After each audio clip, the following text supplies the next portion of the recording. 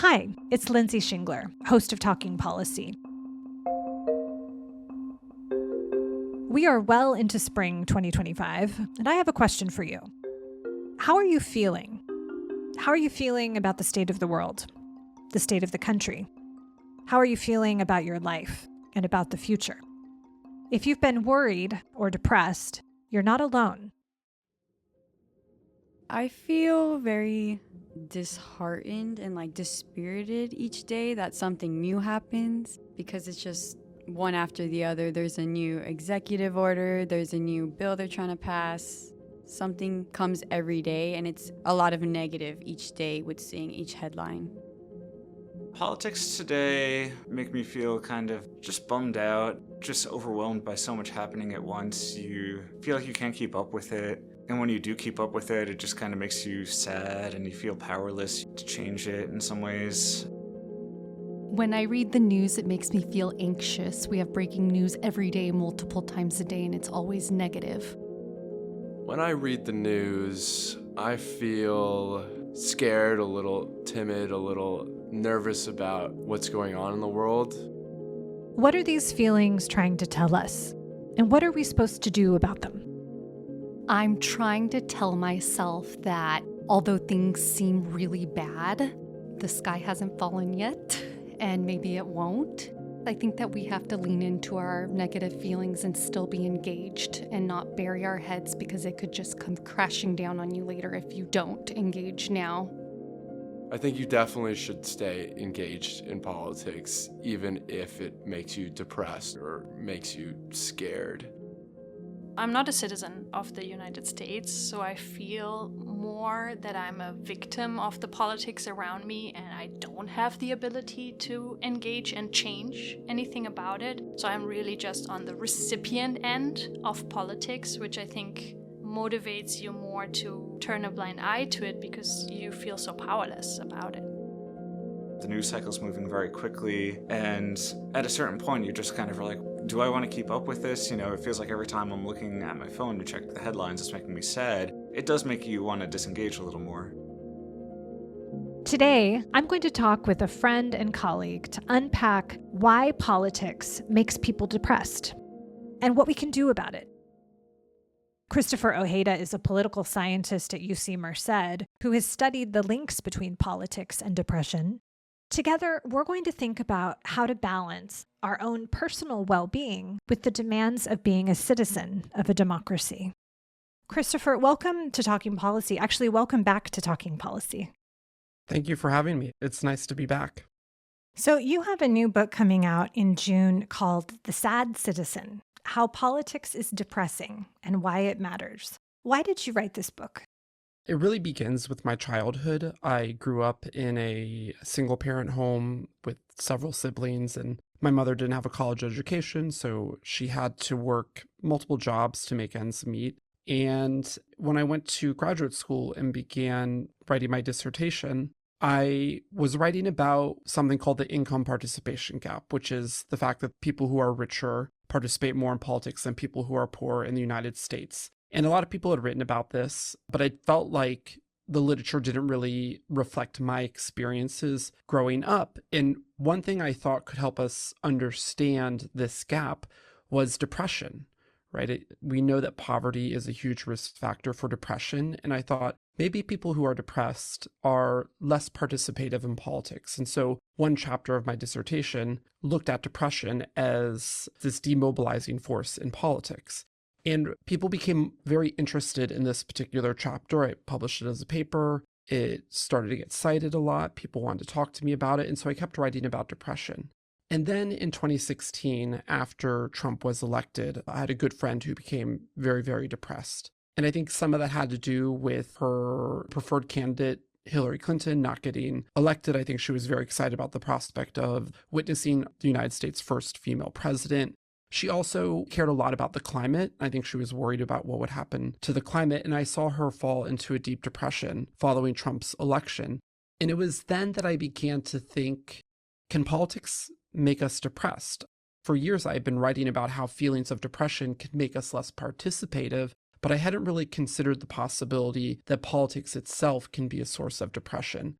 And so it was in large part because of her experiences that I began to think about the possibility of this book. And then I waited because I wasn't sure I could write about depression as a political scientist. Typically, that's a topic that's reserved for psychologists or psychiatrists or even maybe sociologists. And so I waited several years, and it was during the pandemic that we saw a really steep decline in the mental health of people around the world. And I thought, okay, I have to write this book. Someone's got to write a book about how politics is depressing because we're all seeing it, we're all feeling it. And that's when The Sad Citizen was born. Yeah, I cannot think of a book more relevant to exactly where we are. So I'm really glad that you wrote this book. So, okay, let's talk about feelings. Lots of things are constantly affecting the way that we feel every day, from, our jobs, traffic, relationships, whether we have a bad diagnosis. All of these things are affecting us all the time, and they are things that impact how we feel about ourselves, how we look out at the world around us. Politics is this kind of other thing that is kind of outside of our lives. It's outside of all these other things that are actually very much directly in my life. It's this other thing that's kind of like happening in the atmosphere all the time, like operating in the background all the time. So it's interesting to think about that, like you said, as a cause of impacting feelings in the way that all these other things impact my feelings, which is much more intuitive. So talk us through, how do politics affect the way that we feel? Yeah, it's a great question. And to answer that, I actually want to step back and answer an even simpler question, which is just like, how does anything make us feel emotional? And really, it starts with some kind of stressor. Like there's some change in the world, and we interpret that change as relevant to some goal we have, right? I mean, you mentioned traffic. So let's just talk about traffic for a second. We all sit in traffic all the time. And you could imagine you're on your way to a meeting and you hit traffic. And if that meeting's important to you, maybe it's an interview, and you're like, if I'm late to this meeting, I'm not going to get that job. You become anxious, like you're nervous. Am I going to make it on time?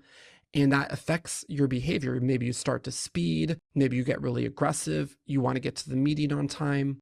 But maybe it's a meeting you don't want to go to. And you're like, oh, this meeting's going to be so boring. I don't want to go to it. And the traffic makes you feel relief. You're like, oh, now I have an excuse for skipping the meeting. So we feel emotions when something happens in the world that is relevant to a goal we have.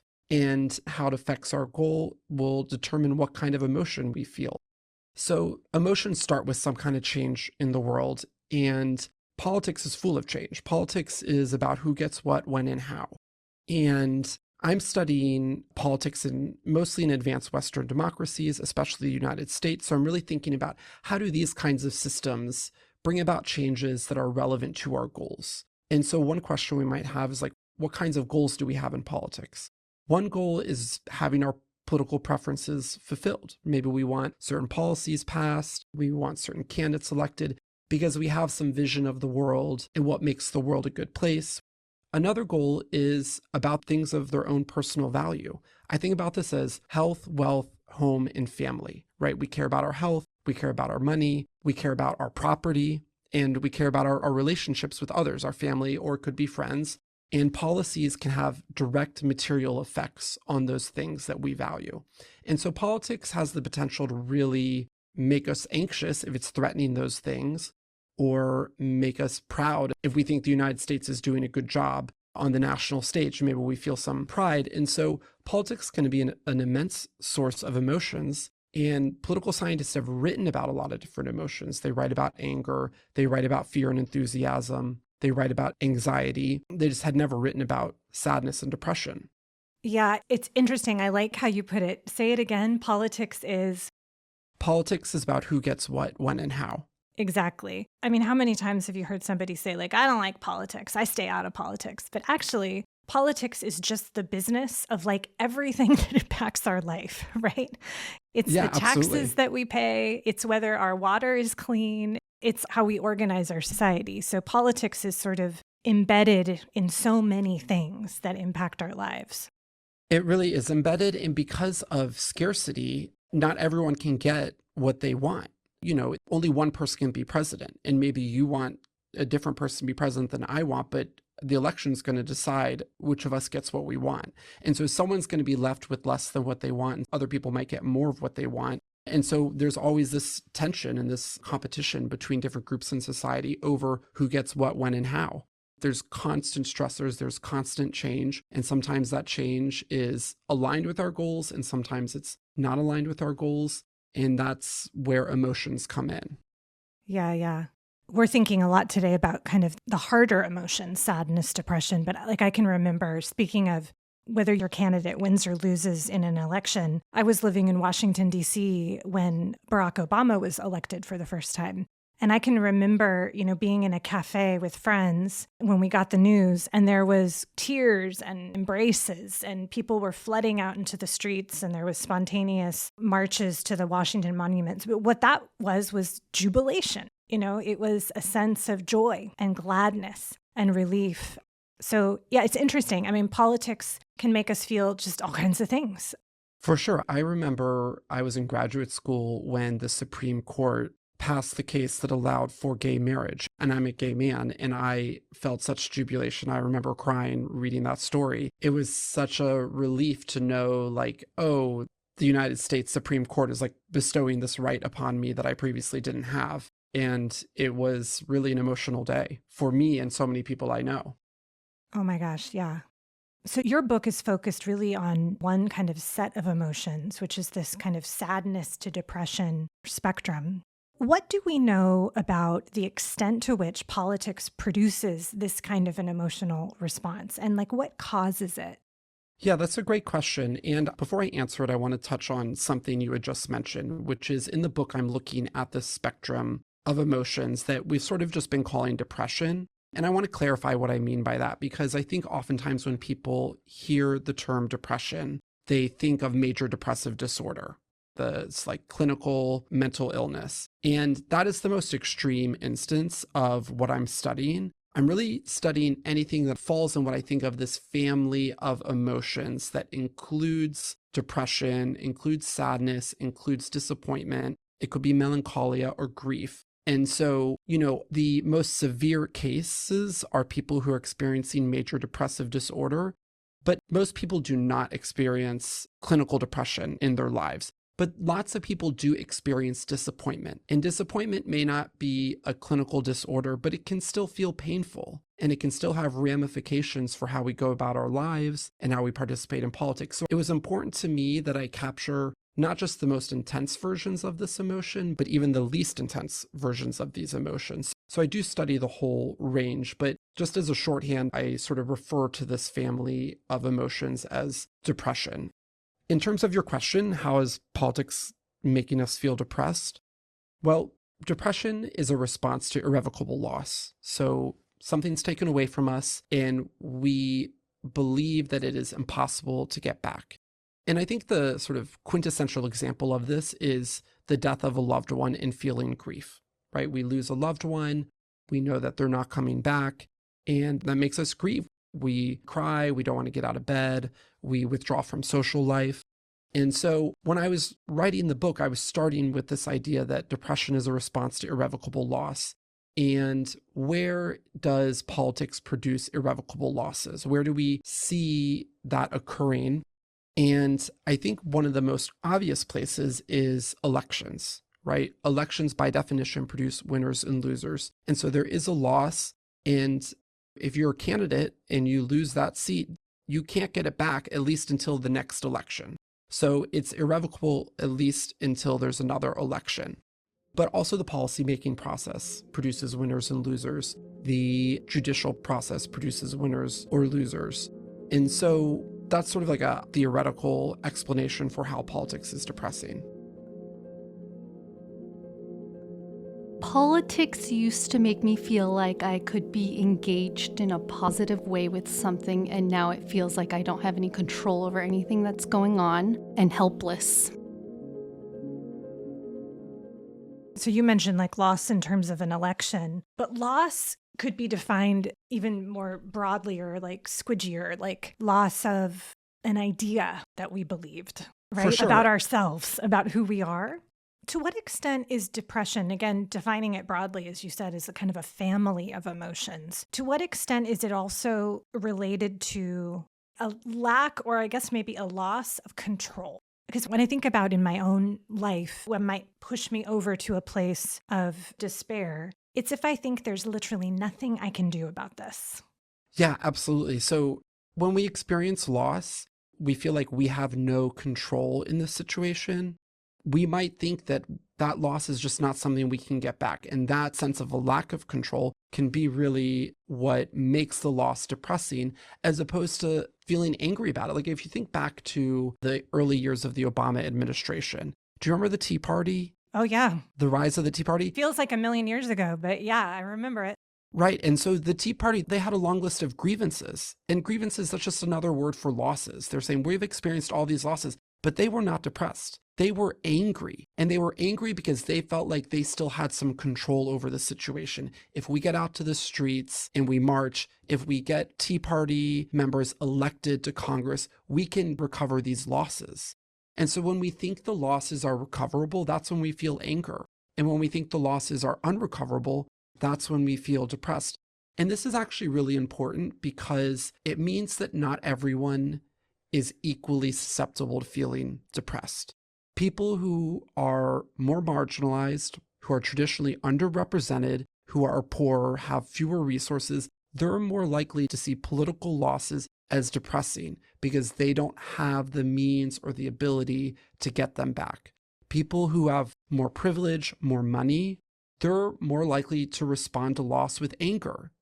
And so in a way, I think of this as like the political cycle of depression, which is people who are already on the margins of society feel like there's nothing they can do. Depression then keeps them from becoming engaged. And so it really allows the process to sort of perpetuate itself.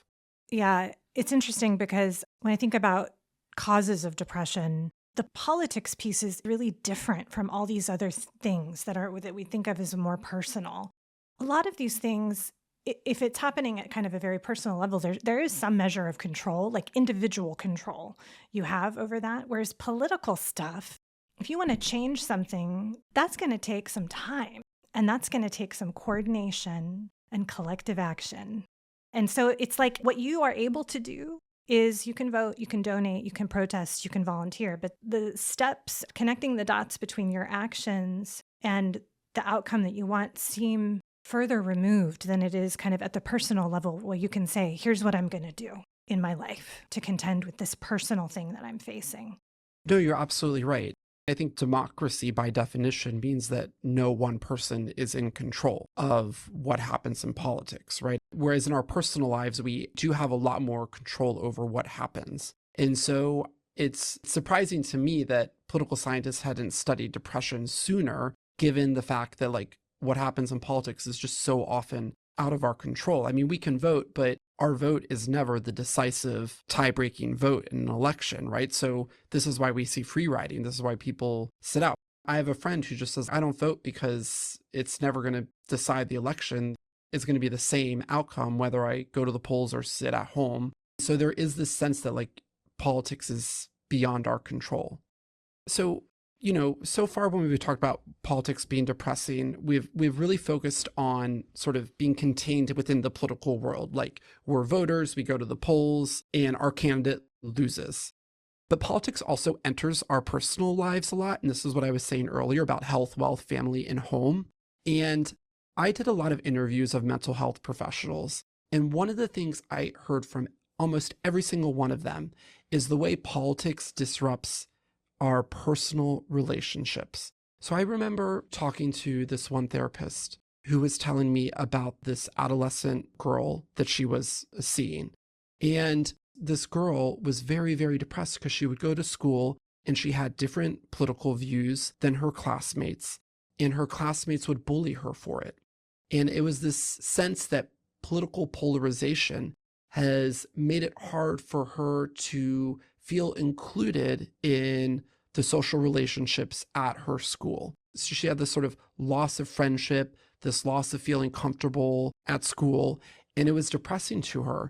And so I think, we can talk about sort of politics being depressing in terms of elections or the policymaking process or what sorts of cases get decided by the Supreme Court. But I think the way that politics is most depressing is when it enters our personal lives and it disrupts our relationships with others. Yes, it can be depressing when our political preferences don't get fulfilled, but it's extremely depressing when it affects our health, wealth, family, and home. Oh my gosh. Yeah. Wow. That's something that I resonate so strongly with. Especially, I think back to, I don't know, when did things get so polarized? Where do we go back? But even in like the George W. Bush years, where we were marginally less polarized as a country than we are now. My family, like everyone's family, has political divisions that are always kind of uncomfortable, but maybe you can kind of laugh about them or you make fun of each other or whatever.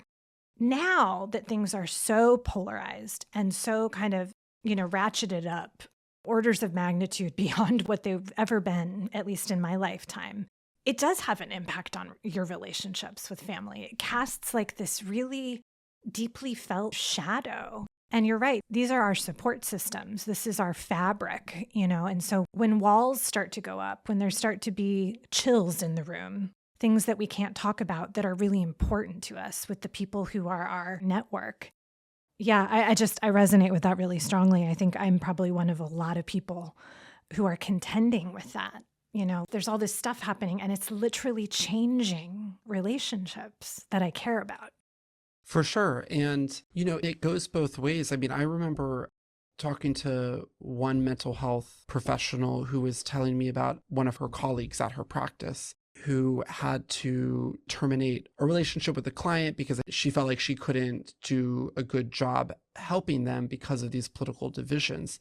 And, I'll just give you a little peek into the book writing process, actually. In my original proposal for this book, I did not think I was going to be looking at personal relationships. And I didn't even have a chapter on personal relationships in the original proposal. And then I'm doing all these interviews and I just keep hearing from one mental health professional after another, it's the personal relationships. It's this polarization, this animosity that we've developed towards people of the other party that is getting in the way of families, of friendships, and that's what is causing people to feel depressed. And so I ended up adding a chapter to the book that focused solely on polarization and the politicization of personal relationships. It's just so important. Yeah. A couple data points from your book. You found that depression is consistently and negatively associated with political participation in the US, European countries, and Israel.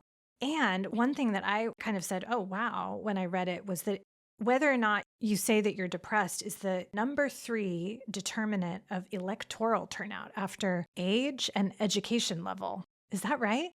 Yeah, so in a lot of my earlier research, I find that depression is one of the most consistent and strongest predictors of who votes and who doesn't vote in advanced Western democracies. So this is from some earlier work with a co-author of mine, Claudia Landwehr. We published a paper in the American Political Science Review, and we looked at feelings of depression and turnout across countries in Europe, and it was just consistently and strongly predictive of turnout.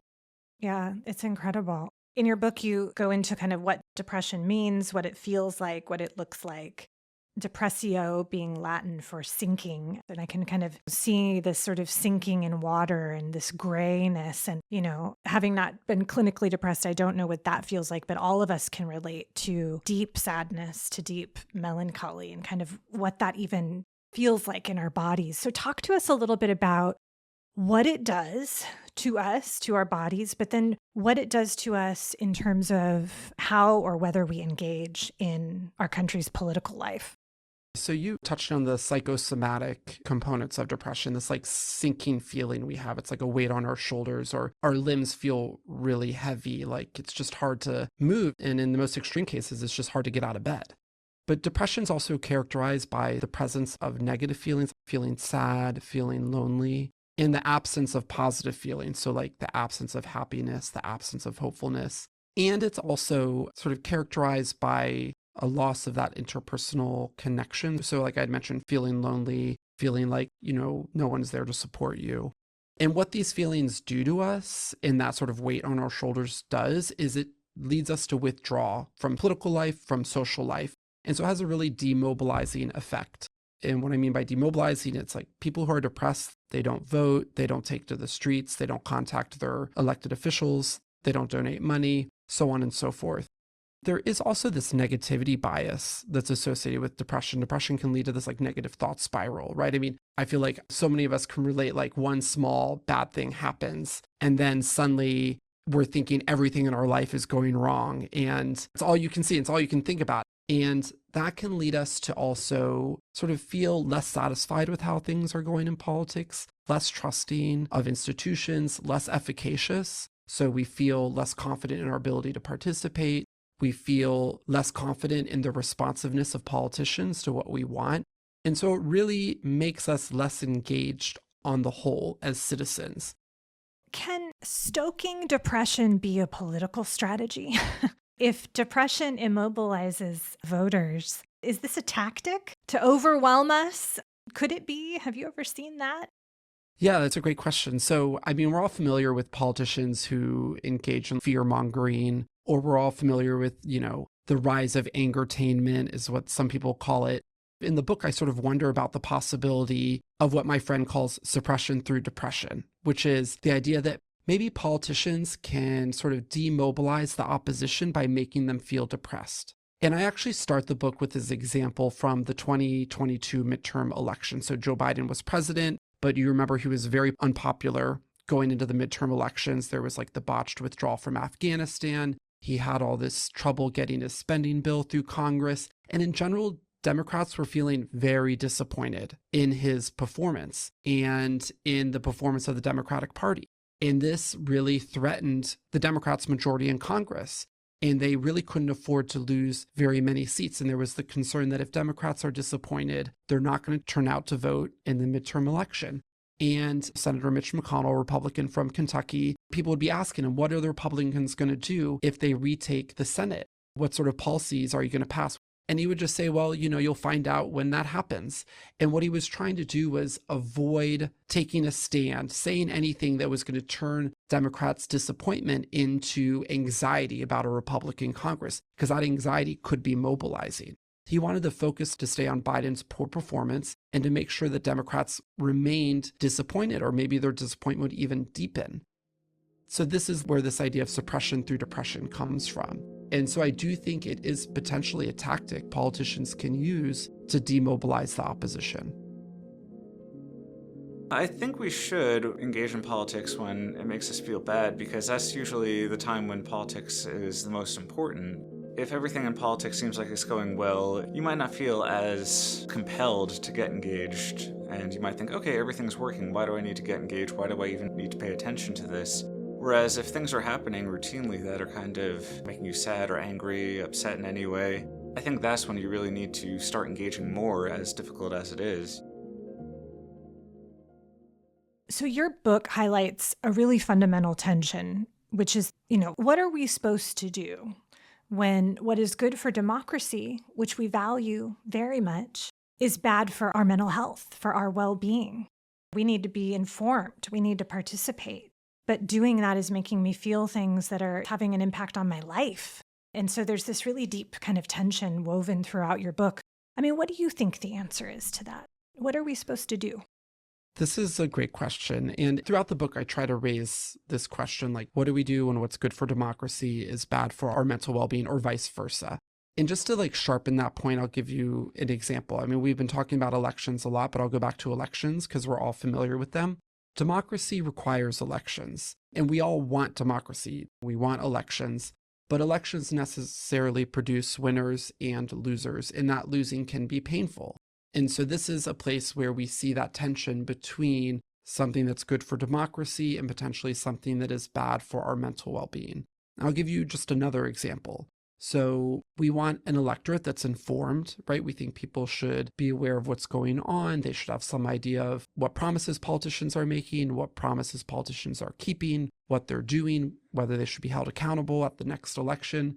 But the process of staying informed about politics can be depressing when we learn about, policies that get passed that we think about as a loss, or maybe we want a policy to get passed and it fails in Congress or it fails at the state legislature, and that can feel depressing. And so there's this tension between a responsible public that's informed, but also a public that is sort of maintaining its well-being. And we can think about resolving that tension in two ways. One As a political scientist, I might think about like, well, how can we redesign democratic institutions so that they don't leave the public feeling depressed? But another way we can think about resolving that tension is at the personal level. Like, what should I do personally to protect my own well-being, but also to continue to be an engaged democratic citizen?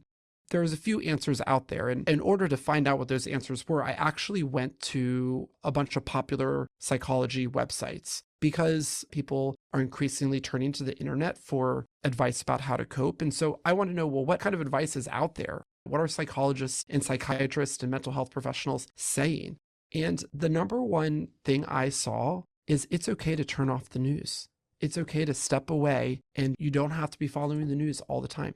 And that was so powerful to me because I am a news junkie. I love following politics. I mean, this is partly why I became a political scientist, but sometimes it is just too much. And then I want to step away, and I will step away, but then I feel guilty about it. And then that guilt eats into me. I lose this sense of who I am. Like, oh, I thought I was someone who is politically informed, and now I'm not, and I feel bad about it. And so it doesn't really help solve the problem. So what I want to say is like, give yourself permission to step away when politics feels like it's too much. You know, if we go back to what we were saying earlier about control, right? By definition, in a democracy, no one person is supposed to have control over what happens. And so, you know, maybe for the next week, I need time off and you're engaged, Lindsay. And then maybe the following week, I'm ready to become engaged again and you take a week off. I think it's okay for people to step away if they need to sort of just re-energize before they step back into the public sphere. I have talked to so many friends who have said the same thing. Like, I'm having to reduce my level of reading the news. I have to just turn it off. You know, I get one day a week where I read the news, or my husband and I talk about it at these allotted times because we can't take this on 24/7, which makes total sense.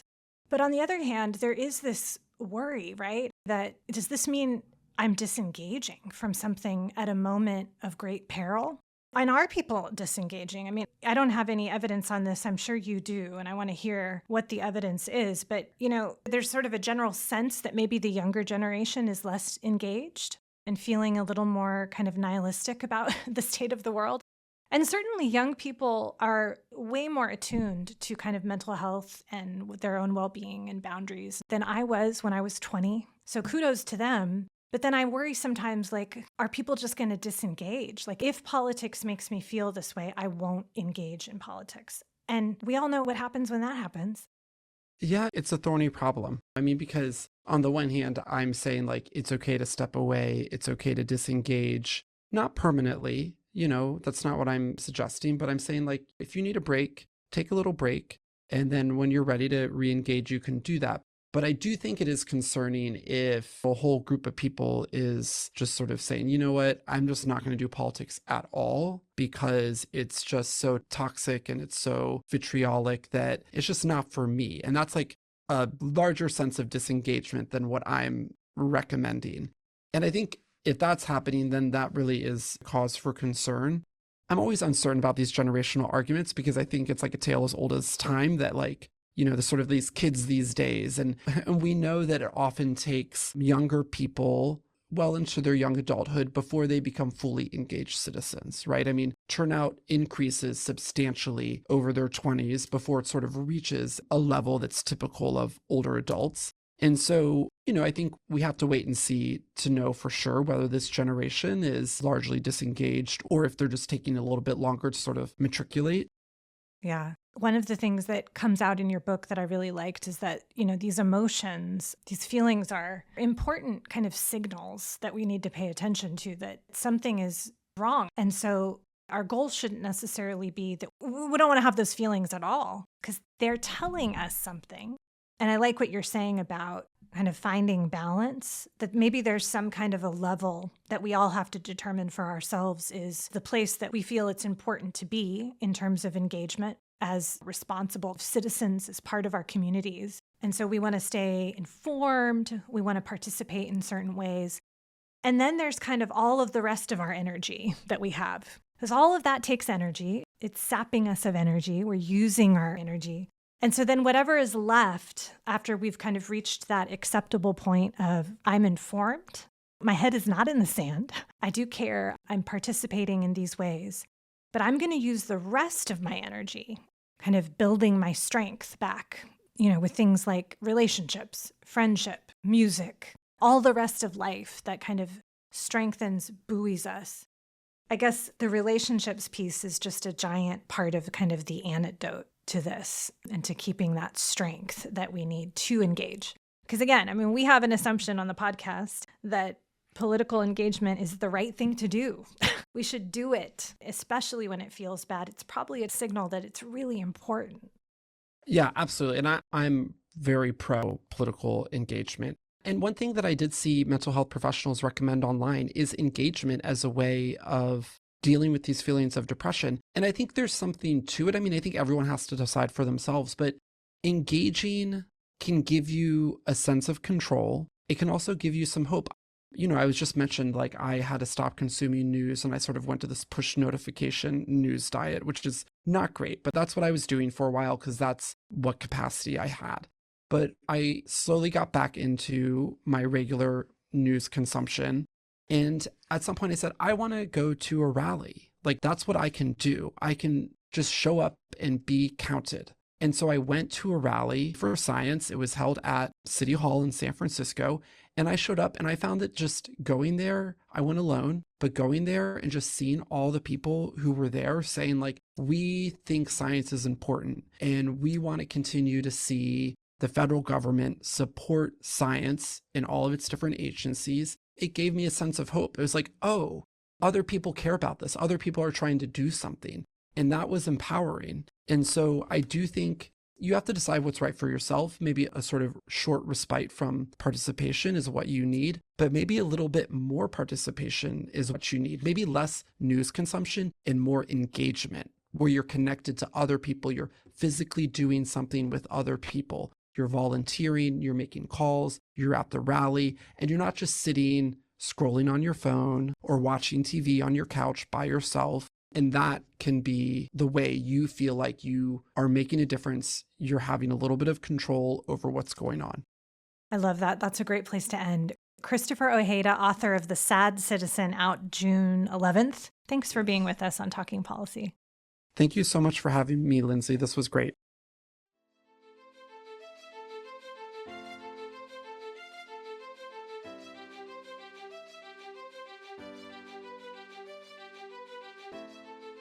Thanks for listening to this episode of Talking Policy.